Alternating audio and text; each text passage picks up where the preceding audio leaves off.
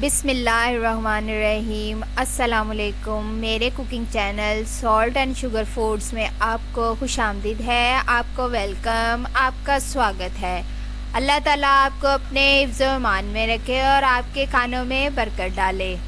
آج ہم بنانے جا رہے ہیں بہت ہی مزیدار اور جھٹ پٹ بننے والی ریسپی، پاستا ود نوڈلز، جو کہ بچے اور بڑے بہت شوق سے کھاتے ہیں۔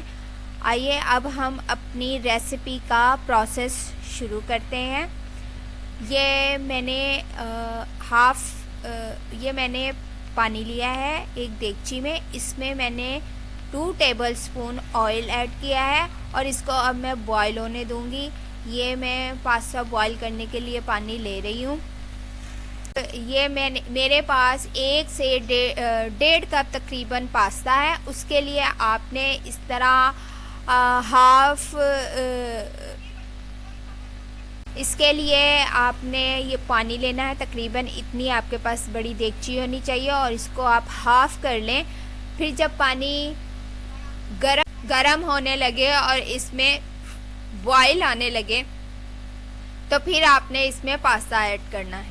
جی اب یہ دیکھیں ہمارا پانی گرم ہو چکا ہے، اس میں بوائل آنے لگ گئے ہیں، تو اب ہم اس میں پاستا ایڈ کریں گے۔ یہ ہم نے پاستا ایڈ کر دیا ہے، یہ دیکھیں اب یہ 4 سے 5 منٹ تک ہمارا یہ پاستا ریڈی ہو جائے گا۔ اس سے زیادہ آپ نے پاستے کو نہیں پکانا، پھر یہ بالکل ہی ڈھیلا ڈھیلا سا ہو جائے گا۔ آپ نے صرف 4 سے 5 منٹ تک ہی اس کو بوائل کرنا ہے۔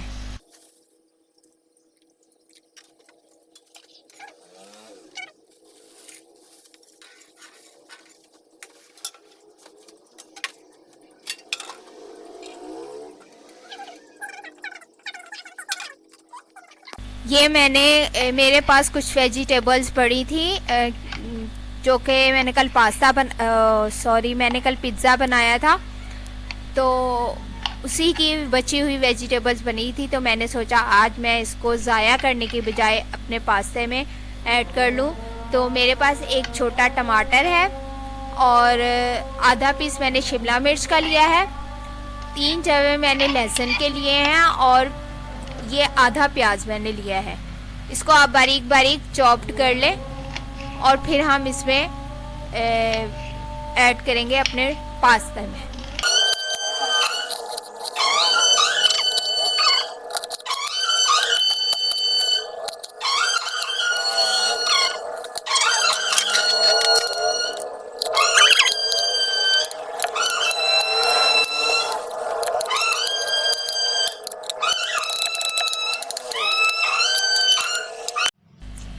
جب تک کہ ہم نے اپنی ویجیٹیبل کٹ کی تھی تو ہمارا پاستا بھی ڈن ہو چکا تھا۔ اس کو میں نے پانی میں سے نکال کے اس میں ٹھنڈا پانی ڈال دیا اور اچھی طرح اس کو 2-3 بار ٹھنڈے پانی میں سے نکالا تاکہ اس کا کوکنگ کا پروسیس رک جائے۔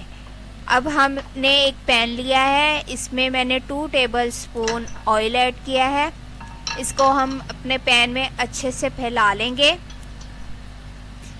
پھر ہم نے جو لہسن چاپ کیا تھا وہ ہم اس میں ایڈ کریں گے اور اس کو ہلکا سا سوٹے کریں گے۔ اب ہم اس کو سوٹے کریں گے، اس کو ہم نے براؤن نہیں کرنا ہے، صرف اس کا ہم نے کچے پن کی اسمیل ختم کرنی ہے، اور اس کا بالکل ہلکا سا کلر چینج ہو جائے تو پھر ہم اس میں اپنی دوسری ویجیٹیبل ایڈ کریں گے۔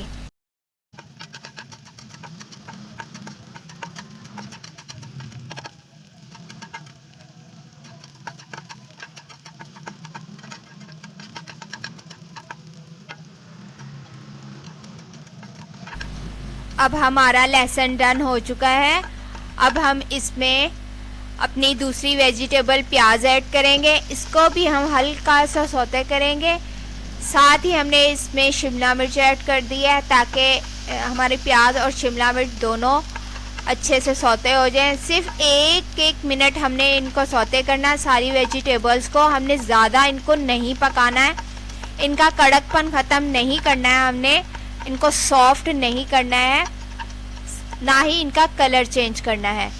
اب ہم اس میں ٹماٹر ایڈ کریں گے. یہ ہم نے ٹماٹر باریک چاپ کیا ہوا تھا وہ ہم ڈال دیں گے اس میں, اور اس کو بھی ہم نے ہلکا سا سوتے کرنا ہے.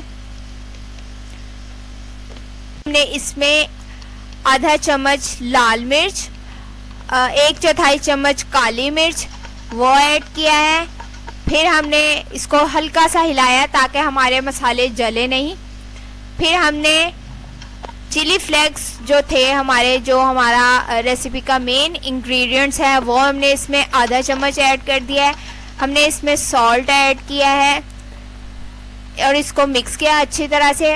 پھر ہم نے اس میں تقریباً 3 ٹیبل سپون ہم نے اس میں کیچپ ایڈ کیا ہے. کیچپ کو ہم نے پکانا نہیں ہے کیونکہ پہلے ہی آلریڈی پکا ہوا ہوتا ہے, اس کا ہم نے ٹیسٹ اور کلر چینج نہیں کرنا. اب ہم نے اس میں 2 ٹیبل سپون مایونیز ایڈ کرنی ہے. اس کو بھی ہم نے صرف مکس کرنا ہے, پکانا نہیں ہے. پھر ہم نے اس میں تھوڑا سا پانی ایڈ کرنا ہے تاکہ یہ جلے نہیں. ہلکا سا جب یہ لیکوڈ ٹائپ گریوی ٹائپ بن جائے تو ہم نے اس کو, یہ دیکھیں تھوڑا یہ پک رہا ہے ہلکا سا, بس ایک منٹ کے لیے ہم نے اس کا پانی جو ہے وہ تھوڑا ہلکا سا ڈرائی کرنا ہے. اور یہ لیکوڈ فارم میں آ جائے تو پھر ہم نے جو پاستا اپنا ریڈی کیا تھا وہ ہم اس میں ایڈ کر دیں گے. فلیم کو ہم نے سلو ہی رکھنا ہے, ہائی نہیں کرنا ہے پاستا ڈالتے ہوئے, کیونکہ ہمارا جو لیکوڈ ہے وہ نیچے لگے نا. اب ہم نے یہ اپنا پاستا اس میں ایڈ کر دیا ہے. اب ہم اس کو ہلکا سا مکس کریں گے, ہلکے ہاتھوں سے ہم نے اس کو مکس کرنا ہے, تیز چمچ نہیں ہلانا ہے تاکہ ہمارا جو پاستا ہے وہ اس کی شیپ خراب نہ ہو.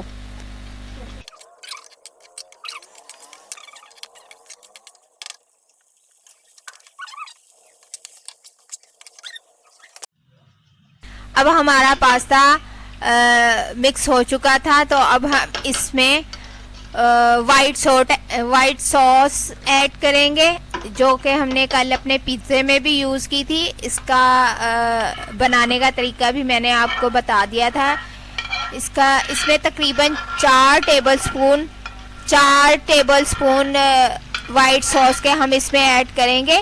فلیم کو آپ نے لو ہی رکھنا ہے, ہائی نہیں کرنا ہے کیونکہ ہماری ریسیپی تقریباً آلموسٹ ڈن ہے. ہم نے صرف یہ وائٹ سوس کو اس میں مکس ہی کرنا ہے, اس کو ہم نے پکانا نہیں ہے, ہم نے مکس کرنا ہے. اور بالکل ہم نے ہلکے ہاتھ سے, ہلکا طریقے سے ہم نے اس میں چمچ ہلانا ہے. بالکل ہم نے بھنائی کی طرح اس میں چمچ نہیں مارنا ہے, بہت پیار سے, تاکہ ہمارا پاستا ٹوٹے نہ, اس کی شیپ خراب نہ ہو.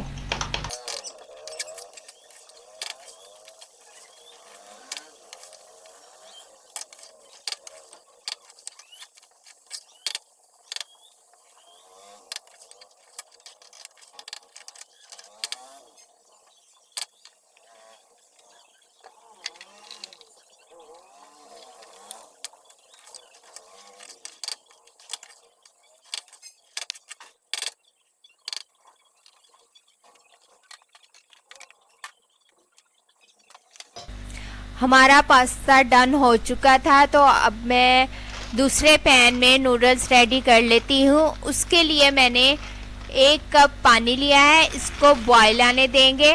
اور نوڈلز کا پیکٹ کوئی بھی آپ کے پاس فلیور ہو جو کہ بچے کھاتے ہیں, نوڈلز کوئی بھی کسی بھی برانڈ کا کوئی بھی فلیور ہو آپ کے پاس, وہ آپ نے اس میں ایڈ کر دینا. آپ نے سوپ والے نوڈلز نہیں بنانے ہیں, آپ نے ڈرائی نوڈلز بنانے ہیں, کیونکہ ہم نے اس میں بالکل بھی پانی ایڈ نہیں کرنا پاستے میں, اس لیے آپ نے ڈرائی نوڈلز بنانے ہیں, سوپ والے نہیں بنانے ہیں.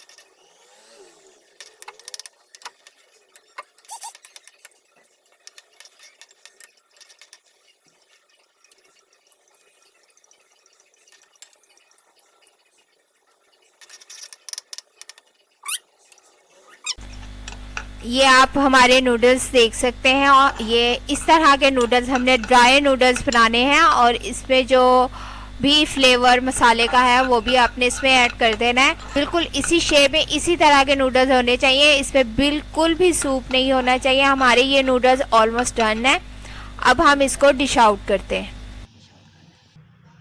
جی تو اب ہم اپنی ریسیپی کو ڈش آؤٹ کرنے جا رہے ہیں۔ یہ دیکھیں ماشاءاللہ سے ہمارا پاستا بالکل الگ الگ پاستا بنا ہے، بالکل بھی چپکا ہوا پاستا نہیں بنا، الگ الگ پاستا ہے ہمارا۔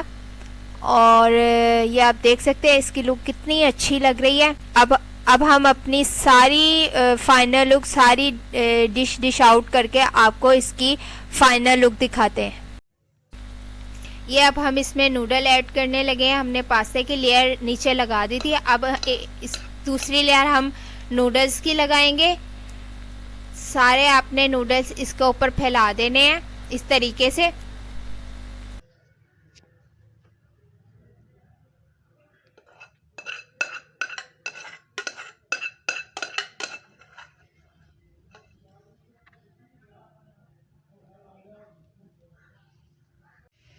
ماشاءاللہ سبحان اللہ، یہ ہماری ریسیپی کی فائنل لک آپ کے سامنے ہے۔ کتنی پیاری اس کی فائنل لک لگ رہی ہے۔ اس کے اوپر میں نے مایونیز اور کیچپ کی لیئر لگائی ہے، آپ اس کے اوپر اوریگانو بھی تھوڑا سا چھڑک سکتے ہیں۔ مجھے اپنے کمنٹس میں ضرور بتائیے گا کہ آپ کو میری یہ ریسیپی کیسی لگی، اور مجھے لائک اور سبسکرائب ضرور کر دیجیے گا، اور بیل آئیکن کو دبانا نہ بھولیے گا۔ اپنی دعاؤں میں مجھے ضرور یاد رکھیے گا۔ نیکسٹ ویڈیو کے لیے اللہ حافظ۔